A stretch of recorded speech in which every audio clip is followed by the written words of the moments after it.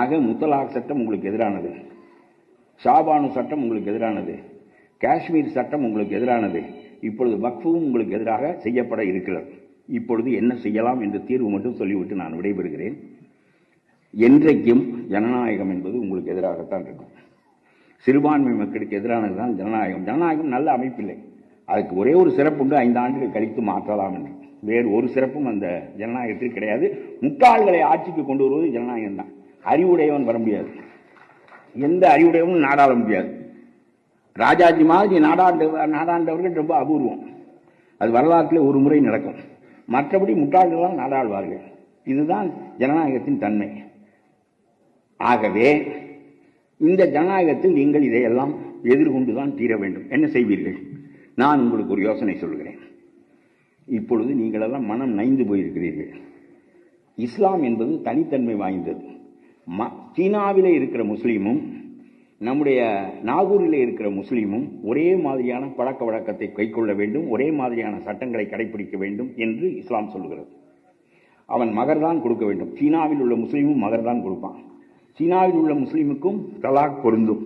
சீனாவில் உள்ள முஸ்லீமுக்கும் உங்களுக்கு என்னவெல்லாம் இருக்கிறதோ அது சீனாவுக்கும் இந்தோனேசியாவுக்கும் இந்தியாவுக்கும் பொருந்தும். ஆகவே நான் சொல்கிறேன், நீங்கள் ஒரு உலக மதத்தை சார்ந்த மனிதன். உங்களுக்கு நாடுகள் போடுகிற சட்டங்கள் பொருந்தாது.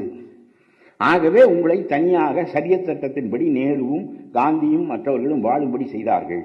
இப்பொழுது அந்த ஷரியத் சட்டத்தை எல்லாம் தூக்கிவிட்டு பொதுமை சட்டத்தை கொண்டு வரப் போகிறார்கள். இந்த நிலையில் நீங்கள் செய்வதற்கு ஒன்றே ஒன்று இருக்கிறது.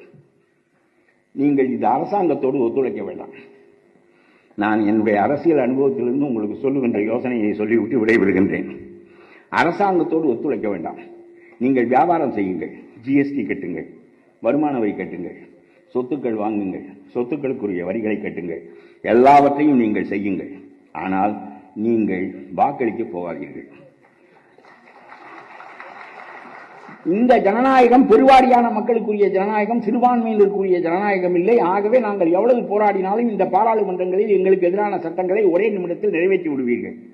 நாங்கள் இதற்கு கட்டுப்பட்டுத்தான் ஆக வேண்டும் என்கின்ற நிலை இருக்கிற காரணத்தினால் நாங்கள் வாக்களித்து என்ன செய்ய போகிறோம்?